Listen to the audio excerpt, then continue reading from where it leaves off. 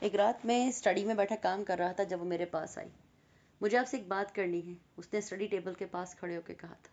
کرو، میرے final year کے پیپر شروع ہونے والے ہیں اگلے ہفتے سے، میں پیپرز کے لیے لاہور جانا چاہتی ہوں۔ میں نے اس کی بات ختم ہونے پر اسے نظر اٹھا کے دیکھا۔ تم نہیں جاؤ گی؟ اس کے چہرے کا رنگ میری بات پہ بدل دیا۔ پلیز مجھے جانے دیں، میں نے 2 سال محنت کی، میری محنت ضائع ہو جائے گی، پلیز مجھے امتحان دینے دیں۔ پہلی دفعہ اس کا لہجہ التجائیہ تھا۔ وشال نے بھی بہت محنت کی ہوگی مگر وہ بھی یہ پیپر نہیں دے رہی ہے، اور جب وہ یہ پیپر نہیں دے سکتی تو تم بھی نہیں دے سکتی۔ دیکھیے، میں آپ سے کبھی کچھ نہیں مانگوں گی، کوئی شکایت نہیں کروں گی، صرف میری یہ بات مان لیں، مجھے پیپرز دینے دیں۔ ایک بار نہیں، 100 بار نہیں، میں کبھی تمہاری بات نہیں مانوں گا، نہ آج، نہ کبھی، نہ آئندہ۔ وہ چند لمحے مجھے دیکھتی رہی، پھر ایک دم رونے لگی۔ آپ مجھے ایسے جرم کی سزا دے رہے ہیں جو میں نے نہیں کیا۔ میرے لیے میری تعلیم کیا ہے آپ نہیں جانتے، اور میرے لیے مشال کیا تھی تم تو جانتی تھی۔ پھر تم نے مجھے کس چیز کی سزا دی ہے؟ تعلیم تو کوئی ایسی چیز نہیں جس کے بغیر رہ نہیں سکتے۔ میں اگر مشیل کے بغیر رہ سکتا ہوں تو تم بھی تعلیم کے بغیر رہ سکتی ہو۔ وہ میری بات پہ روتے روتے اسٹڈی سے چلی گئی۔ بہت سکون ملا مجھے۔ اس کے آنسوؤں سے یوں لگا جیسے میرے اندر کی بھڑکتی ہوئی آگ کچھ کم ہو گئی۔ امی نے بھی مجھے مجبور کرنے کی کوشش کی کہ میں اسے امتحان دینے کے لیے لاہور جانے دوں، مگر میں وہ بات کیسے مان سکتا تھا جس سے اسے کوئی ریلیف ملتا ہو۔ میں نے امی کی ساری منت سماجت کو بھی نظر انداز کر دیا۔ وقت آہستہ آہستہ گزر رہا تھا، میری شادی کو 1 سال ہونے والا تھا۔ اب اگر کوئی مہرین کو دیکھتا تو شاید پہچاننے میں بہت دیر لگاتا۔ وہ پہلے سے بہت بدل گئی تھی۔ ملگیجے لباس میں ملبوس بکھرے بالوں کے ساتھ وہ ہر وقت کسی نہ کسی کام میں لگی رہتی تھی۔ اس کی گندمی رنگت اب زردی مائل ہو گئی تھی، وہ پہلے سے کمزور ہو گئی تھی۔ بہت غور سے دیکھنے کے بعد بھی میں اس بات کو سمجھ نہیں پا رہا تھا کہ وہ یہ سب کب تک برداشت کرتی ہے، کب اس کی ہمت جواب دے گی، اور وہ یہ کب کہے گی کہ وہ اور اس گھر میں نہیں رہ سکتی۔ مگر عجیب بات ہے، وہ ایسا کہہ ہی نہیں رہی تھی۔ اس کے چہرے سے پتہ ہی نہیں لگتا تھا کہ اس کے پاس کچھ نہیں۔ ہماری شادی کو 1.5 سال گزرا جب ایک دن حادثے میں مہرین کی امی کے مرنے کی اطلاع آئی۔ میں نے امی سے کہا، آپ جانا چاہتی ہیں تو چلی جائیں، مہرین نہیں جائے گی۔ میں چاہتا تھا کہ مہرین روئے چلائے، مجھ سے جانے کے لیے التجا کرے، پھر میں اسے جانے دوں، مگر اس نے کچھ نہیں کہا۔ امی لڑتی رہیں، مجھے بد دعائیں دیتی رہیں، اسے ساتھ لے جانے کے لیے زور کرتی رہیں، مگر وہ چپ تھی۔ اس نے امی سے کہا، خالہ اب اصرار نہیں کریں، مجھے کہیں نہیں جانا، یہ سب میری سزا ہے، مجھے برداشت کرنا ہے، آخر میں نے مشیل کو مارا تھا نا۔ تو تمہیں احساس ہونا شروع ہو گیا کہ تم نے مشیل کو مارا تھا، میں نے سوچا۔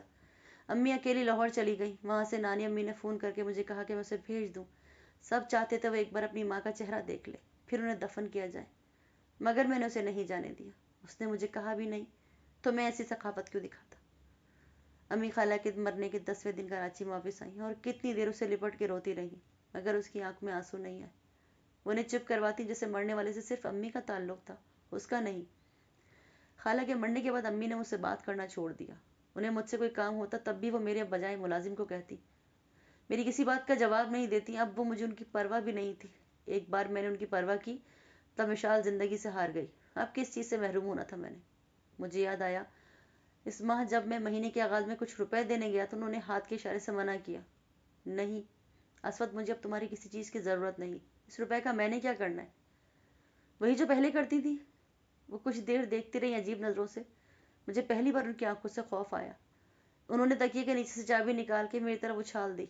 اس الماری کی دراز کھول کے دیکھ لو، کتنا روپیہ بھرا ہے اس میں، اوپر سے نیچے تک نوٹ ہی نوٹ نظر آئیں گے، مگر میں نوٹوں کا کیا کروں؟ جو روپیہ خرچ کر سکتی ہے وہ پیسے کے لیے ترستی ہے، میں کوئی زیور، کوئی کپڑا، کوئی چیز اس کے لیے نہیں لا سکتی، تو میں کیا کروں گی اس روپے کا؟ وہ اپنی بات ادھوری چھوڑ کر پھوٹ پھوٹ کے رونے لگی۔ میں ان کے کمرے سے باہر آ گیا۔ مشال بھی تو خود پہ کچھ نہیں خرچ کر سکتی نا، پھر اس پہ کسی کو کیوں ترس نہیں آتا؟ صرف اس لیے کہ وہ قبر میں ہے، تو جو دوسروں کو قبر میں پہنچاتے ہیں ان پر کتنی جلدی رحم آتا ہے لوگوں کو، میں نے دل میں سوچا۔ کچھ وقت اور گزر گیا۔ مہرین اب بالکل ایک مشین کی طرح کام کرتی تھی۔ اب خود ہی پورے گھر کا کام کرنے لگی۔ چھٹی کے روز وہ ماربل کے فرش دھونے لگتی، گھنٹوں دھوتی رہتی۔ اگر چیز کو صاف کرنے لگتی تو بہت سارا وقت ایک ہی چیز میں لگاتی۔ میرے جوتے پالش کرنے لگتی تو پوری الماری جوتوں سے خالی کر کے چمکاتی رہتی۔ ہم دونوں کے درمیان بہت سرسری سی بات ہوتی تھی، وہ بھی صرف اس وقت جب مجھے کسی چیز کی ضرورت ہوتی تھی، ورنہ کئی کئی دن ہم دونوں میں گفتگو ہی نہیں ہوتی تھی۔ میں اس سے کوئی بات کرنا بھی نہیں چاہتا تھا، اس کے پاس جھوٹ اور منافقت کے علاوہ تھا بھی کیا؟ پر انہی دنوں وہ بیمار رہنے لگی۔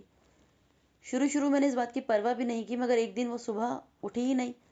7 بجے جب میں اٹھا تو وہ اپنی جگہ پہ سو رہی تھی. مجھے حیرت ہوئی، پچھلے 2 سال میں ایسا کبھی نہیں ہوا. وہ میرے جاگنے سے پہلے اٹھ چکی ہوتی تھی، مگر اس دن وہ نہیں اٹھی. جب میں نے اسے آواز دی مگر جواب بھی کوئی نہیں آیا. میں نے کتنی بار پکارا مگر کوئی حرکت نہیں ہوئی. میں نے اس کے پاس جا کر اس کی منہ سے کمبل ہٹایا. اس کا چہرہ آگ کی طرح سرخ تھا. میں نے اسے دوبارہ اٹھانے کی کوشش نہیں کی بلکہ تیار ہو کے آفس چلا گیا. شام کو جب میں آفس سے آیا تو امی نے مجھے دیکھتے ہی کہا، مہرین کو نمونیا ہو گیا ہے. میں نے کسی رد عمل کا اظہار نہیں کیا. میں نے ڈاکٹر کو بلایا تھا، اس نے کچھ دوائیں لکھ کے دی ہیں. وہ کہتا ہے آرام اور اچھی خوراک کی ضرورت ہے. میں اب بھی چپ رہا. تم کچھ بولتے کیوں نہیں؟ کیا بولوں؟ لاکھوں لوگوں کو نمونیا ہوتا ہے اور ٹھیک ہو جاتے ہیں. ہاں کچھ مر بھی جاتے ہیں مگر مہرین ان لوگوں میں سے نہیں ہے. وہ ٹھیک ہو جائے گی. وہ بہت ڈھیٹ ہے، اسے صرف مارنا آتا ہے. یہ کہہ کے میں بریف کیس لے کر اپنے کمرے میں آ گیا. وہ ابھی بھی سو رہی تھی. میں خاموشی سے لباس تبدیل کرنے کے لیے ڈریسنگ روم میں چلا گیا. جب کچھ دیر بعد ڈریسنگ روم سے نکلا تو امی اس کے پاس کارپیٹ پہ سوپ کا پیالہ لے کے بیٹھی تھی. وہ اس سے کہہ رہی تھی، تم سوپ پی لو. کون سا میں چوری چوری پلا رہی ہوں؟ اس کے سامنے ہی تو پلا رہی ہوں. پیو تمہیں اس کی ضرورت ہے. نہیں خالہ، میرا دل نہیں چاہ رہا. میں سچ کہہ رہی ہوں، میرا کچھ کھانے کو دل نہیں چاہ رہا. وہ کمزور سی آواز میں کہہ رہی تھی. میں چند لمحے ان کے درمیان ہونے والی گفتگو سنتا رہا. پھر میں نے امی سے کہا، کوئی ضرورت نہیں ہے آپ کو سوپ کے پیالے اٹھا اٹھا کے لانے کی. اسے بھوک لگے گی تو کچن میں جا کے خود کھا لے گی. یہ آپ اس کی ملازمہ نہیں اور نہ یہ مر رہی ہے. اس نے میری بات پر کمل سے اپنا چہرہ چھپا لیا. امی ملامت بھری نظروں سے مجھے دیکھتی ہوئی کمرے سے باہر چلی گئی. پھر روز ہی یہ ہوتا تھا. امی اسے کھانے کے لیے اصرار کرتی اور وہ کھانا کھانے سے انکار کر دیتی. اگر کھاتی بھی تو صرف وہی چیزیں جو پہلے کھاتی تھی. ہاں بہت خوددار ہو تم مہرین، بہت خوددار ہو تم. کہاں کوئی بددیانتی کر سکتی ہو، چاہے وہ پھلوں کی ہو یا سوپ کی. مگر مجھ پہ تمہارے ان ڈراموں کا کوئی اثر نہیں ہوگا. میں یہ دیکھ کر سوچا تھا. اسے ٹھیک ہونے میں 1 مہینہ لگ گیا اور ٹھیک ہونے کے بعد وہ ایک بار پھر روٹین پہ آ گئی. مگر وہ پہلے سے بھی زیادہ کمزور ہو گئی تھی. اس کی آنکھوں کے گرد سیاہ حلقے اب بہت نمایاں ہو گئے تھے.